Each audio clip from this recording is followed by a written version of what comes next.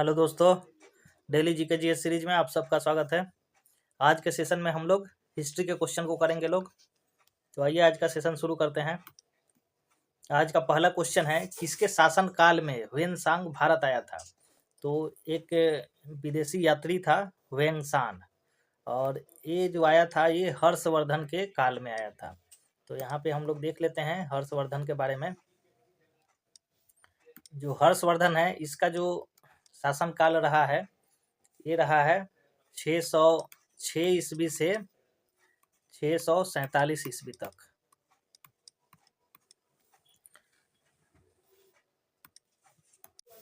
जो हर्षवर्धन है ये वर्धन वंश था, उसी का ये राजा था।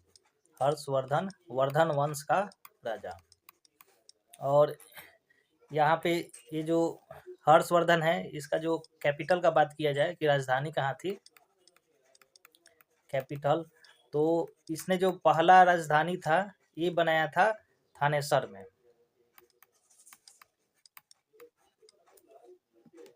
थानेश्वर ये हरियाणा में है। और उसके बाद इसने दूसरी राजधानी बनाई थी कनौज में।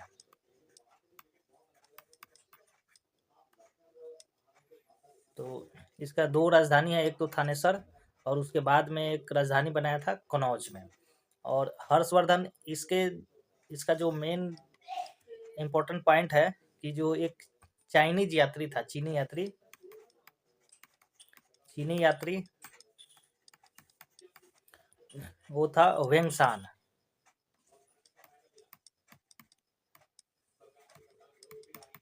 तो ह्वेनसांग आया था हर्षवर्धन के काल में।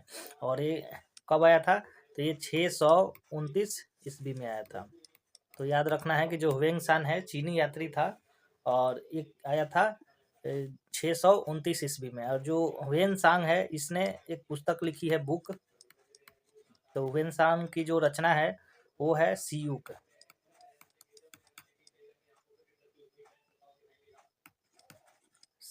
तो ह्वेनसांग की रचना है सियूक। और जो हर्षवर्धन है इसके एक दरबारी कवि थे, और उनका नाम था बाणभट्ट। तो बाणभट्ट इसके दरबारी कवि थे। और जो बाणभट्ट की रचना है इनकी जो पुस्तक है, इनकी जो रचना, इसको नोट करिएगा लोग कि एक तो है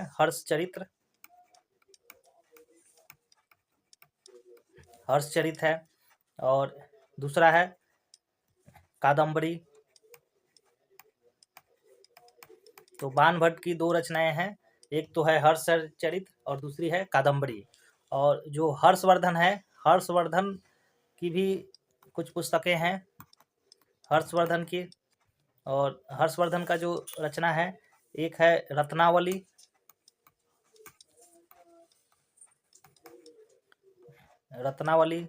और नोट करिएगा लोग यहाँ पे है नागनंद।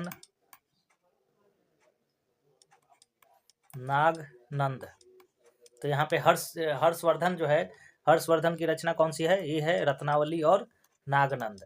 और हर्षवर्धन के काल में इसके दरबारी कवि थे बाणभट्ट, उनकी जो रचना है हर्षचरित है और कादम्बरी। और हर्षवर्धन के काल में चीनी यात्री ह्वेनसांग आया था 629 ईस्वी में, और ह्वेनसांग की जो रचना है उसकी जो पुस्तक है वो सियूक है। और इस क्वेश्चन का जो आंसर है वो ऑप्शन नंबर बी हो जाएगा।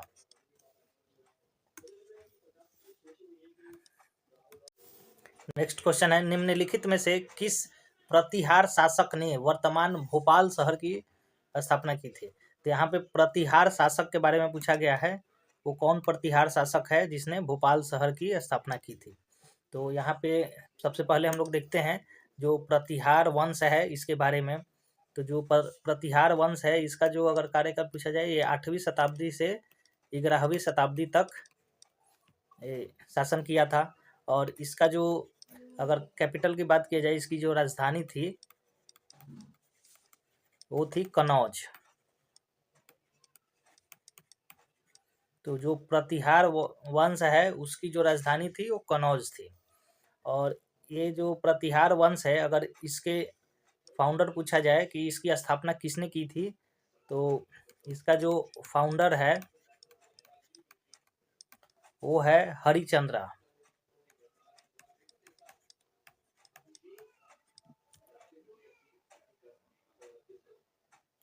हरिचंद्र। और अगर एक्चुअल फाउंडर पूछा जाए कि इसका एक्चुअल फाउंडर कौन है जो सबसे ज़्यादा काम किया था, तो एक्चुअल फाउंडर इसको माना जाता है जो है नागभट्ट प्रथम को। तो जो नागभट्ट प्रथम है इसको एक्चुअल फाउंडर माना जाता है प्रतिहार वंश का। तो यहाँ पे देख लेते हैं लोग, जो नागभट्ट है इसने, ये जो नागभट्ट है इसका जो जानकारी जो मिलता है, एक है ग्वालियर शिलालेख। तो ग्वालियर शिलालेख जो है इससे जानकारी मिलती है नागभट्ट के बारे में।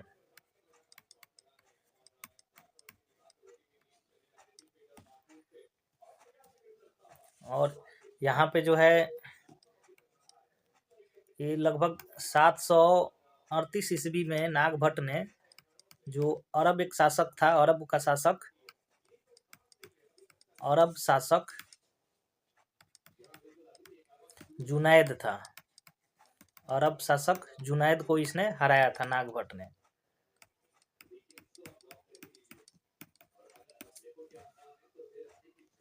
तो यहाँ पे ये हो गया एक्चुअल फाउंडर नागभट्ट। उसके बाद अगर जो प्रतिहार वंश है, अगर इसका जो बात किया जाए कि सबसे महानतम राजा कौन है, तो सबसे महानतम राजा कौन है? मिहिर भोज। ये है महानतम राजा। तो प्रतिहार वंश के महानतम राजा को माना जाता है मिहिर भोज को। और जो मिहिर भोज है इसने भोपाल शहर की स्थापना की थी। एक्चुअल में इसने जो शहर की स्थापना की थी उसका नाम था पहले भोजपाल। भोजपाल, तो इसमें से ज हटा दिया गया और वर्तमान में क्या है, ये भोपाल शहर है। तो इसने भोजपाल शहर की स्थापना की थी, जो कि क्या है, भोपाल। आज के समय में क्या है, इसका नाम भोपाल नाम है। और यहाँ पे देखते हैं लोग, जो मिहिर भोज है इसने जो उपाधि धारण की थी, जो टाइटल धारण किया था अपना, यहाँ पे नोट करिएगा लोग कि इसका जो टाइटल था वो प्रभास या फिर इसी को कहीं लिखा रहता है प्रमाण। तो प्रमाण या फिर प्रभास की उपाधि धारण की थी मिहिर भोज ने। तो यहाँ पे जो हो गया प्रतिहार वंश। अगर इसका पूछा जाए कि इसका अंतिम राजा कौन था, लास्ट रूलर, इसका अंतिम राजा, तो इसको नोट करिएगा लोग, यह था यशपाल। यशपाल। तो प्रतिहार वंश का अंतिम राजा यशपाल था और इसकी जो स्थापना थी हरिचंद्र ने करवाई थी। और इसका एक्चुअल जो फाउंडर, इसकी वास्तविक संस्थापक माना जाता है, वो माना जाता है नागभट्ट को। और जो प्रतिहार वंश है इसका जो महानतम राजा है वो है मिहिर भोज। और मिहिर भोज ने भोपाल शहर की स्थापना की थी। और मिहिर भोज को एक उपाधि धारण किया था, वो प्रभास की उपाधि। तो इस क्वेश्चन का जो आंसर है ऑप्शन नंबर बी हो जाएगा। नेक्स्ट क्वेश्चन है, खजुराहो मंदिर का निर्माण किसने किया था? तो यहाँ पे खजुराहो मंदिर के बारे में पूछा गया है। तो सबसे पहले देख लेते हैं लोग, जो खजुराहो मंदिर है ये स्थित है, ये मध्य प्रदेश में, मध्य प्रदेश के जो छतरपुर डिस्ट्रिक्ट है, छतरपुर डिस्ट्रिक्ट मध्य प्रदेश में स्थित है खजुराहो मंदिर। और जो खजुराहो मंदिर है इसमें बहुत सारे मंदिर हैं। तो इसमें जो है यहाँ पे नोट करिएगा लोग कि एक तो विष्णु मंदिर है, विष्णु मंदिर है, और यहाँ पे जिननाथ मंदिर है, जिननाथ मंदिर, और यहाँ पे विश्वनाथ मंदिर है,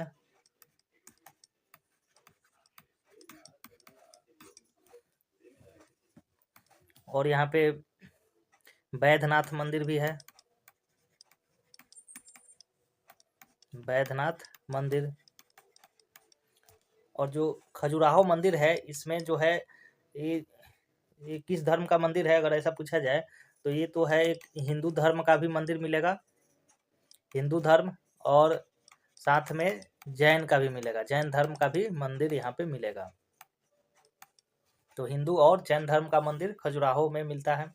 और यहाँ पे ये जो खजुराहो मंदिर है, इसका जो निर्माण है वो चंदेल वंश द्वारा करवाया गया था।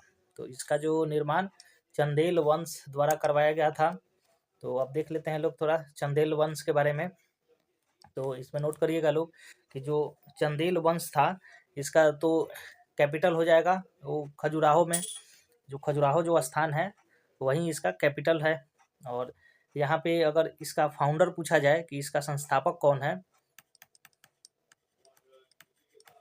फाउंडर, तो वो है नूनक। यहाँ पे नोट करिएगा लोग। तो नूनक जो है वो चंदेल वंश का संस्थापक है। और यहाँ पे कुछ एक यहाँ पे जो इसका जो लास्ट अगर रूलर की बात किया जाए, लास्ट रूलर वो है परमल। तो परमल जो है ये लास्ट रूलर है। और इसका जो नाम है, एक और नाम बोलते हैं लोग परमदी देव, परमदी देव, या फिर सिंपल इसको परमल बोला जाता है। तो ये है लास्ट रूलर। और यहाँ पे तो जो ये चंदेल वंश है, यहाँ पे इसका मेन एक यही है कि इन्होंने खजुराहो में मंदिरों का निर्माण करवाया था। तो ये हो गया विष्णु मंदिर, जिननाथ मंदिर, विश्वनाथ मंदिर और बैद्यनाथ मंदिर खजुराहो में। और जो खजुराहो का जो मंदिर है वो हिंदू और जैन मंदिरों, वहाँ पे हिंदू मंदिर भी है और जैन मंदिर भी है। तो इस क्वेश्चन का जो आंसर है वो ऑप्शन नंबर डी हो जाएगा। नेक्स्ट क्वेश्चन है, निम्नलिखित में से किस चोल राजा ने लंका, जो श्रीलंका है, श्रीलंका को पहले जीता था? तो यहाँ पे जो श्रीलंका पर विजय किसने किया था, वो चोल राजाओं ने किया था, चोल वंश द्वारा। तो यहाँ पे देखते हैं लोग सबसे पहले जो चोल वंश है उसके बारे में। जो चोल वंश है इसका जो यहाँ पे अगर इसका फाउंडर पूछा जाए कि इसका संस्थापक कौन है, तो वो है विजयालय। तो ये है संस्थापक। तो इसको नोट करिएगा लोग कि जो चोल वंश है इसका संस्थापक विजयालय है। और यहाँ पे जो इसका जो महानतम राजा है वो बोला जाता है राजराज प्रथम को। तो ये क्या है राजराज प्रथम? ये है महानतम राजा।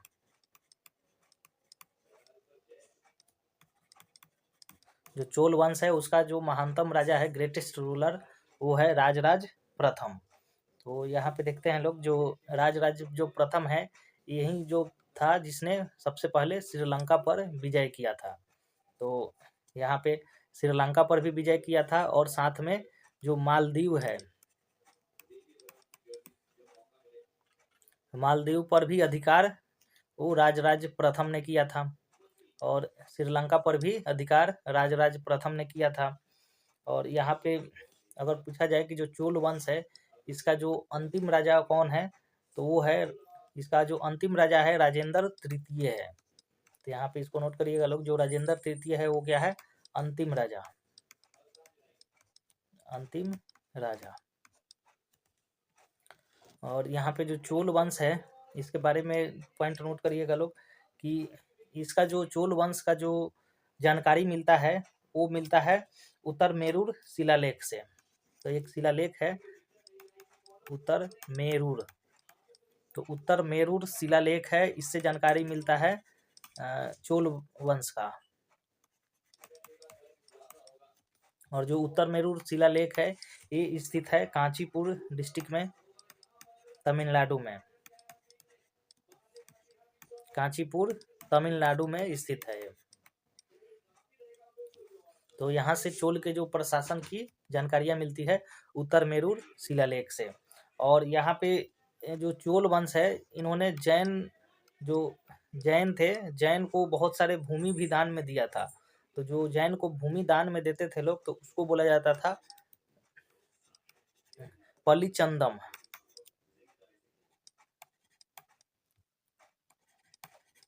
तो यहाँ पे नोट करिएगा लोग कि जो पलिचंदम है ये बोला जाता था जो जैन को, जो जैन होते थे तो जैन को भूमि दान में दिया जाता था।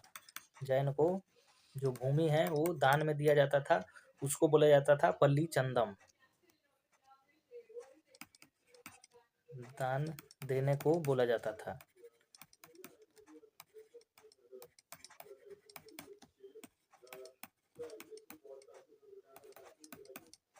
तो ये होगा चोल वंश। तो इस क्वेश्चन का जो आंसर है कि श्रीलंका पर विजय वो राजराज प्रथम ने किया था। इस क्वेश्चन का ऑप्शन नंबर बी हो जाएगा।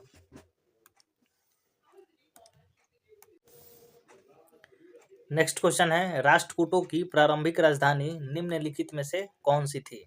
तो यहाँ पे एक वंश है राष्ट्रकूट वंश। तो राष्ट्रकूट वंश है, उसके बारे में पूछा गया है कि उसकी प्रारंभिक जो राजधानी है वो कहाँ पर है।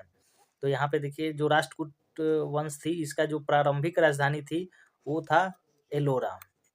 तो ये था प्रारंभिक राजधानी, प्रारंभिक राजधानी।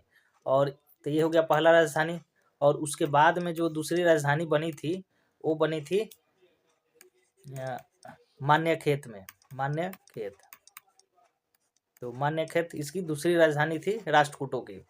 और यहाँ पे अगर पूछा जाए कि जो राष्ट्रकूट वंश है इसका जो संस्थापक कौन है, तो यहाँ पे नोट करिएगा लोग कि संस्थापक इसका ये है दंती दुर्ग। तो जो राष्ट्रकूट वंश है इसका जो संस्थापक है वो है दंती दुर्ग। और यहाँ पे जो राष्ट्रकूट वंश है इसमें कुछ राजाएं हैं, उसके नाम आप लोग नोट कर लीजिए कि एक तो है कृष्ण प्रथम, कृष्ण प्रथम है। और जो कृष्ण प्रथम है इसने जो है जो कैलाश टेम्पल था, कैलाश मंदिर का निर्माण करवाया था एलोरा में। तो एलोरा के कैलाश मंदिर का निर्माण करवाया था। कैलाश मंदिर का निर्माण ये किसके द्वारा करवाया गया है? ये कृष्ण प्रथम के द्वारा करवाया गया है। और इसमें राजा थे ये कृष्ण तृतीय। ये सब फेमस राजा थे कृष्ण तृतीय। और जो कृष्ण तृतीय है इसने जो मंदिर का निर्माण कराया था कृष्णेश्वर मंदिर,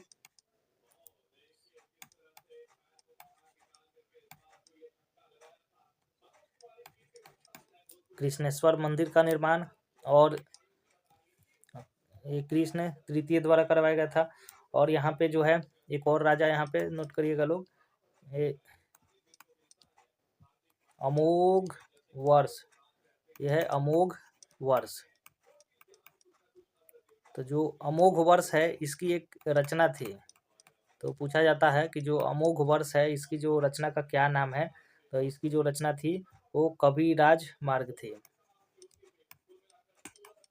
कविराज मार्ग। तो कविराज मार्ग ये किसकी रचना है? ये है अमोघ वर्ष की रचना है। और जो अमोघ वर्ष है ये कौन है? ये राष्ट्रकूटों में एक राजा था। तो ये होगा कुछ जो राष्ट्रकूट वंश है उससे रिलेटेड कुछ इंपॉर्टेंट पॉइंट। और इस क्वेश्चन का जो आंसर है वो ऑप्शन नंबर बी हो जाएगा।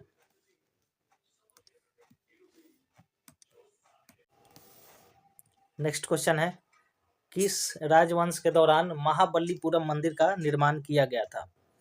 तो यहाँ पे एक मंदिर है महाबलीपुरम मंदिर। और ये जो निर्माण है ये जो पल्लव वंश था उसके द्वारा करवाया गया था। तो महाबलीपुरम मंदिर का जो निर्माण है वो पल्लव राजवंश द्वारा करवाया गया था।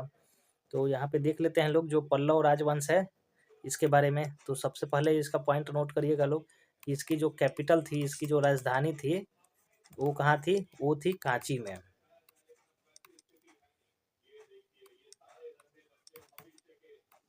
तो पल्लव राजवंश है इसकी राजधानी हो गया कांची में।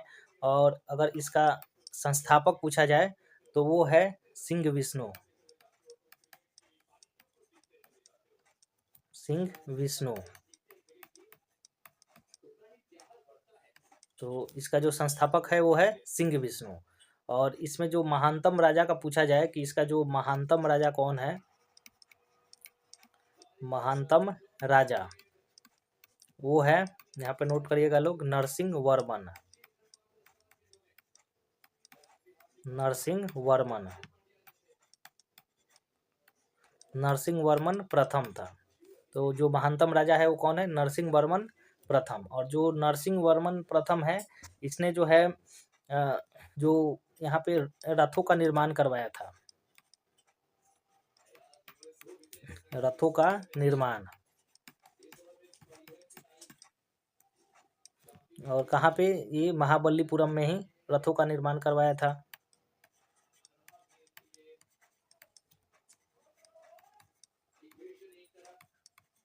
तो महाबलीपुरम में रथों का निर्माण।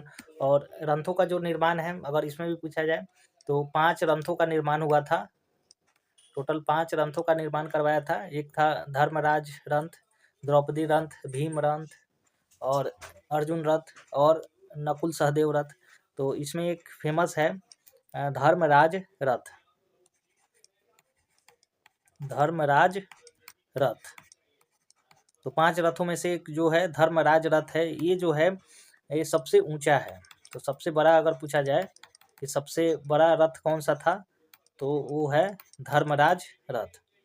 और यहाँ पे जो ये जो नरसिंह वर्मन है, एक राजा था पुलकेशिन, जो चोल डायनेस्टी का था। पुलकेशिन को हराने वाला कौन है? नरसिंह वर्मन। तो पुलकेशिन, पुलकेशिन द्वितीय, तो पुलकेशिन द्वितीय को हराया था वो नरसिंह वर्मन ने।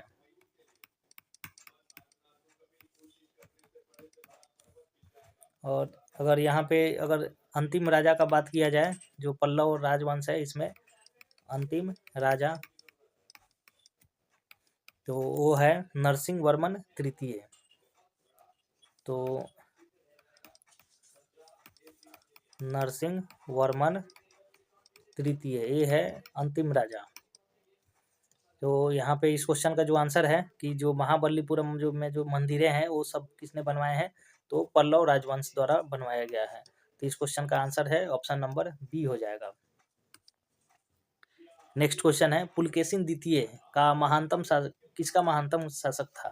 तो यहाँ पे अभी हमने देखा था जो पुलकेशिन द्वितीय था, ये एक जो है महानतम शासक था। और ये कहाँ का था? तो ये था चालुक्य वंश का था।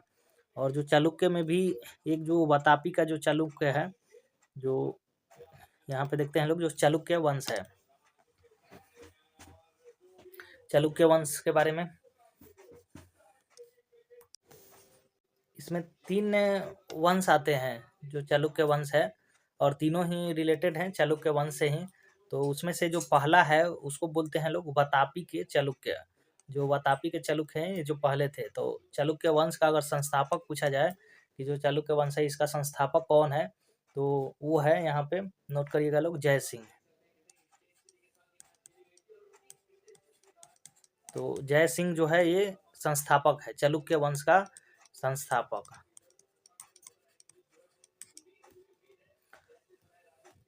और यहाँ पे नोट करिएगा लोग कि यहाँ पे जो चालुक्य जो वंश था, वो वातापी के चालुक्य, तो इसकी जो राजधानी थी वो थी यहाँ पे जो वातापी कर्नाटक में जगह है, वहीं इसकी राजधानी थी वातापी, इसीलिए बोला जाता है वातापी के चालुक्य। तो ये कर्नाटक में स्थित है। और इसमें जो महानतम राजा का बात किया जाए, महानतम राजा, तो ये जो महानतम इसमें राजा था वो था पुलकेशिन द्वितीय।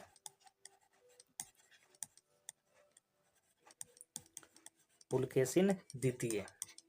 और जो पुलकेशिन द्वितीय है, इसकी जो हमें जानकारी मिलती है, ये मिलती है एक शिलालेख है जिसको बोलते हैं लोग एलोह, एलोह शिलालेख।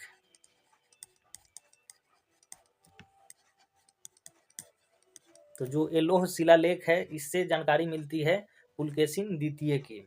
और जो पुलकेशिन द्वितीय है, इसके बारे में नोट करिएगा लोग कि ये यही एकमात्र राजा था जिसने हर्षवर्धन को हराया था।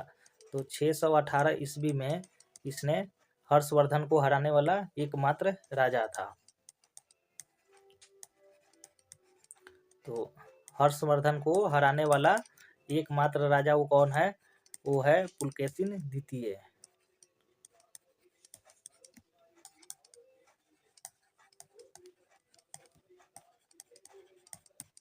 यहाँ पे नोट कर लीजिएगा लोग कि जो हर्षवर्धन को हराया कब था, ये 618 ईस्वी में। और यहाँ पे जो अभी हमने देखा था, जो नरसिंह वर्मन था उसने हराया था पुलकेशिन द्वितीय को। तो यहाँ पे जो है कि जो पुलकेशिन द्वितीय ये किसका महानतम राजा हो गया, ये है वातापी के चालुक्य का। तो इस क्वेश्चन का जो आंसर है ऑप्शन नंबर डी हो जाएगा। अगर वीडियो अच्छी लगी हो तो इसको लाइक करिए, शेयर करिए और चैनल को सब्सक्राइब करिए। Thank you.